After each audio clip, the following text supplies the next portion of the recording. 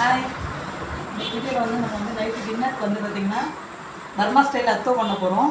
இது வந்து எங்களோட ஸ்டைலில் நாங்கள் எப்படி பண்ணுவோம் அப்படின்றத ஒரு வீடியோவாக மேக் பண்ணி போடலான்னு சொல்லி எடுத்திருக்கோம். அதுக்கு வந்து தேவையான இன்க்ரீடியன்ஸ்லாம் இங்கே வச்சுருக்கேன் நான். இதில் வந்து பார்த்திங்கன்னா இதுக்கு தேவையான பொருள் வந்து பார்த்திங்கன்னா வெங்காயம் ஒரு 3 பெரிய வெங்காயம் எடுத்து நீளமாக கட் பண்ணி வச்சுருக்கேன். இது வந்து பார்த்திங்கன்னா பேஜோ, அந்த அத்தோ கடைகள்லேயே கிடைக்கும். இது வந்து அரிசி மாவில் செய்கிற பேஜோ. இது வந்து பொடி பொடியாக நொறுக்கி வச்சுருக்கேன். அப்புறம் வந்து பார்த்திங்கன்னா புளி கொஞ்சம் ஊற வச்சு ஒரு 3 ஸ்பூன் அளவுக்கு புளி தண்ணி எடுத்து கரைச்சி வச்சுருக்கேன்.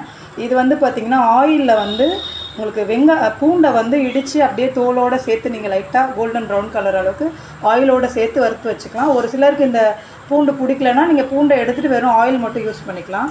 அடுத்தது வந்து பார்த்திங்கன்னா இது வந்து வெங்காயத்தை வந்து ஆயிலில் வந்து ஃப்ரை பண்ணி வச்சுருக்கேன். அந்த ஆயிலில் நீங்கள் ஃபஸ்ட்டு வெங்காயம் ஃப்ரை பண்ணிவிட்டு அந்த ஆயிலே நீங்கள் வந்து பூண்டு போட்டு இடித்து ஃப்ரை பண்ணி வச்சுக்கலாம்.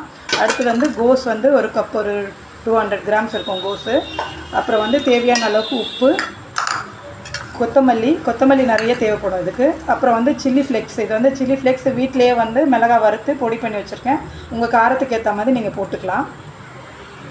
சொல்கிறேன் நான். அப்புறம் வந்து பார்த்திங்கன்னா இது ஒயிட் நூடுல்ஸு, சாதா ஒயிட் நூடுல்ஸ் தான். இதுக்கு வந்து அத்தோ நூடுல்ஸ்னு ஒன்று விற்கிறாங்க, ஆனால் நாங்கள் அது வாங்கி யூஸ் பண்ண மாட்டோம். இந்த ஒயிட் நூடுல்ஸே வாங்கிக்குவோம். இது வந்து ஒரு 4 நூடுல்ஸு. இப்போ வந்து பார்த்திங்கன்னா அத்தோ செய்ய ஸ்டார்ட் பண்ணலாம். இது வந்து ஃபஸ்ட்டு வெங்காயம் நீல வாக்கில் வெட்டி வச்சுருக்கேன் இல்லைங்களா, இது ஒரு 3 வெங்காயம். இது ஃபஸ்ட்டு போட்டுக்கலாம். இன்னும் வந்து ஃபைனாக சாப் பண்ணலாம், எனக்கு டைம் கிடைக்கல, அதனால கொஞ்சம் பெருசாக இருக்குது. அப்புறம் வந்து இது கோஸு வாஷ் பண்ணி எடுத்து வச்சுருக்கேன்.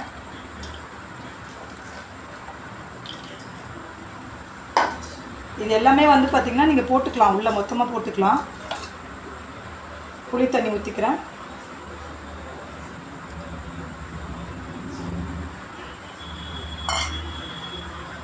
சில்லி ஃப்ளேக்ஸு, காரம் வந்து உங்களுக்கு தேவைக்கு ஏற்ற மாதிரி போட்டுக்கோங்க. எங்கள் வீட்டில் காரம் கம்மியாக தான் சாப்பிடுவாங்க. நெக்ஸ்ட் வந்து பார்த்திங்கன்னா இது சால்ட்டு, தேவையான அளவுக்கு சால்ட்டு. அப்புறம் வந்து பார்த்திங்கன்னா கொத்தமல்லி போட்டுக்கிறேன்.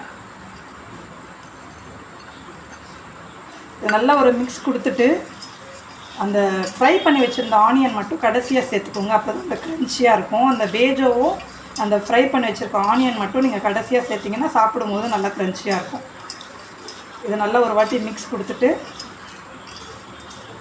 இன்க்ரீடியன்ஸில் வந்து கடலை மாவு சொல்ல மறந்துட்டேன். இது வந்து கடலை பருப்பை ஃப்ரை பண்ணி வீட்லேயே இது பண்ணி வச்சுருக்கேன். கடலை மாவு வாங்கினீங்கன்னா அது ரொம்ப ஃபைனாக இருக்கும், ஒரு மாதிரி குழன்னு ஆகிடும். இது வந்து கொஞ்சம் குறைன்னு நம்மளே கடலை பருப்பை வறுத்து ஃப்ரை பண்ணி